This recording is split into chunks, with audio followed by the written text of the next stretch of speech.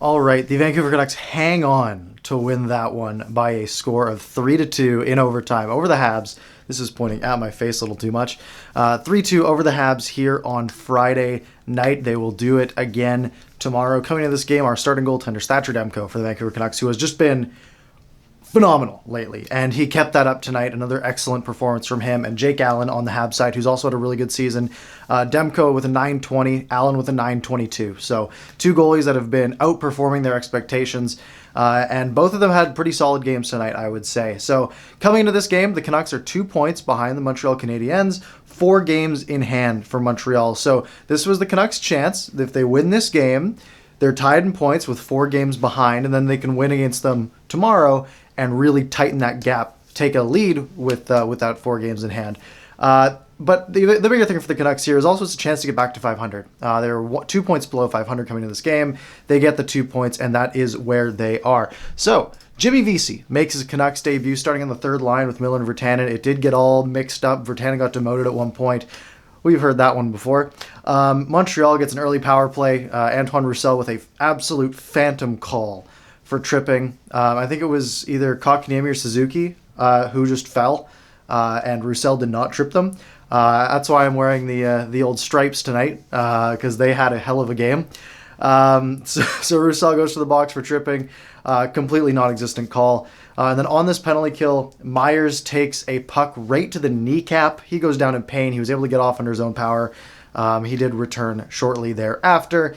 But then 30 seconds later, Jeff Petrie, a long shot goes off the post, lands in the slot. It's behind Demko, and Corey Perry taps it in for his 6th of the season, making it 1-0 Montreal. Now the Canucks, fun stat for you, have not led a game in which they have trailed on the road all season. So they were actually able to break that tonight. But as we go on, Canucks go into the power play a couple minutes later. Shea Weber got called for tripping Jimmy Vesey. He's already making a big impact, fresh face on the team. And then the Habs almost score. They end up on a 2-on-1. Armia's shot is stopped by Demko. Penalty ends up getting killed off. So Montreal is not playing as good as the Canucks early, but they are getting some decent chances. 10 minutes to go here. Brandon Sutter with an absolute prime chance in tight. Tries to outweight Jake Allen and take it around and tuck it in behind him. But Allen got the pad there. What Sutter should have done here, skate over, pivot to, just pivot over, pull the puck back, and go upstairs. You just got to get it this high off the ice, right? Literally this high, and you get that in. But Sutter did not do that. So we stay 1-0 Montreal. Tyler Myers with a point shot. That got tipped by McEwen with about 4 minutes to go. Jake Allen with a great save, and Allen had a great first period. Tyler Toffoli had one of his many chances tonight late in the first period, had a chance right in the slot, ripped it up high. And then with a minute left, another prime chance for Toffoli. Gets a pass, cross crease, open net, and he just misses. Demko almost got there in time anyways, but I think Toffoli did have an opening. Into the second period, Antoine Roussel, 2.5 minutes in, wins a race to a puck that's just in the corner, gets there, quickly throws it out in front, a great pass to Adam Gaudette, who's driving the net, and all he does is get his stick on it, he tips it, it goes far post before Allen can get there, and we are tied up at 1. Gaudette's been great lately, and now he's finally getting some points on the board, some goals on the board. He had the shootout winner on Wednesday as well. 13.5 to go. Canucks just with an excellent shift in the Montreal zone. Just dominating, passing the puck all the way around the zone. Puck ends up on Nate Schmidt's stick. He does sort of a shot pass, a hard, low shot that is meant to get tipped. Hoglander is able to get the stick on it, tips it in, and it's 2-1 for Vancouver. So Canucks have their first lead of the game about halfway through. And then in the middle of the second period, Canucks had a dominant shift. The JT Miller, Jake Virtanen, and Jimmy Vesey line comes out there, and they are just all over Montreal. And the puck ends up on Jake Virtanen's stick in tight, and he puts it off the post off of a rebound. He had Allen beat, but again, still 2-1. Then about 20 seconds after this, Tyler Toffoli comes in, slight partial breakaway, ends up going down the wing, and Thatcher Demko makes a stop. He's able to fall on the puck.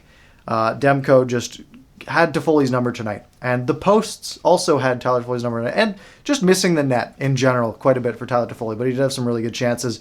And then 5 minutes to go in the second period, Romanov just sneaks his way right through the defenseman.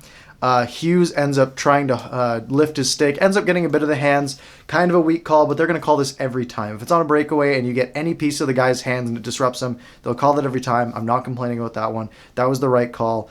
On this penalty kill, though, Tyler Mott has a partial breakaway, and Jake Allen made a good stop there. So overall for the second period, pretty good period. I think according to Natural Stat Trick, they were about 55% goals for in both the first and the second period. They were the better team for the first two periods. Shots after two are 21-21, and the Canucks have a 2-1 lead. Now we go to the third period. Not a lot happens early on, but Nick Suzuki with a prime chance in the face-off circle about 8 minutes into the period, and Demko with a great stop. And then right after that, Jeff Petrie gets the puck at the point. His shot beats Demko, rings off the post, and Canucks again just hanging on to this lead. And then they're really giving Montreal the chances they need to come back in this one. Tyler Toffoli with 10 minutes to go gets past the defense again. Another breakaway. Sort of a diving play on the back check. Sort of gets a piece of his stick and disrupts it. Toffoli wanted a call there, didn't get one. So again, still 2-1. 9:15 to go in the third period. Paul Byron with a prime chance. It looks like he came off the bench, skated right into the slot, got a pass before a D-man could pick him up. A really strong blocker save. Demko came out to challenge him, got enough of the blocker on it. So again, still 2-1. 7 minutes to go in the third period. Tyler Mott almost has one here. Gets up, gets sort of a good chance in front, takes a shot, and as he takes the shot, he takes a Toffoli high stick right to the chin. It was a good one too. It was a full two hands. He obviously didn't mean to do it, but he caught him real good right in the chin. So Canucks get on the power play with 7:06 to go, and at the very least, this is a chance to take 2 minutes off the clock. Power play one was making some really weird, risky passes that weren't panning out. Penalty kill or power play isn't able to do much, and then right at the end of this penalty kill, Romanov has a shot that's stopped by Demko. Demko barely covers this in time before Tyler Toffoli can stab at it. So Toffoli does end up stabbing at it, ends up stabbing him right in the glove. Virtanen doesn't like that, so he gives him a shove. They go to the corner. Everything's fine. And then Toffoli's wrapped up by somebody. I don't remember who it was. And Virtanen just reaches over and socks him in the mouth. You can't do that. Stupid play by Virtanen. So Habs on the power play with 5 minutes to go. Edler takes a Shea Weber shot. He blocks it. He sort of hobbles off the ice. He did come back though.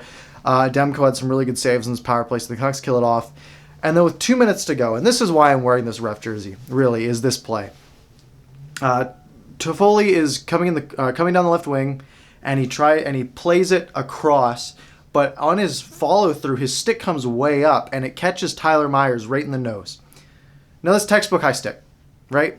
You have to have control of your stick. Even if it's a follow through on a shot, you shouldn't be getting it. You shouldn't be getting it into the face of 6'7" Tyler Myers, right? So refs miss it. This would have been a 4-minute penalty, by the way. Tyler Myers' nose was bleeding, like he had blood spatter. It's like watching Dexter on his shirt. It's like a good spatter of blood on his sweater. But Habs pull the goalie with 1:45 to go. Nick Suzuki with a great chance. His stick shatters on a one-timer on the far post. Petrie had a point shot that got swallowed up by Demko, so Montreal takes a timeout. And then about 20 seconds later, a minute to go, Tyler Mott blocks a Shea Weber shot. The puck comes out, and he just tries to clear it out of the zone. And just as he's about to clear it, the puck goes like this and gets on its side, and he goes right under it and clears it out of play for delay of game. Now, here's the issue. This is the right call. Yes, it was delay of game. The problem is when you compare it to 20 or about 60 seconds earlier, when your guy gets high sticked right in the nose, that's where you have sort of an argument. And the reason Mott was so upset about it is because I don't know how the refs could tell in real time that went straight out. Because there was two Habs sticks both coming in on top of it.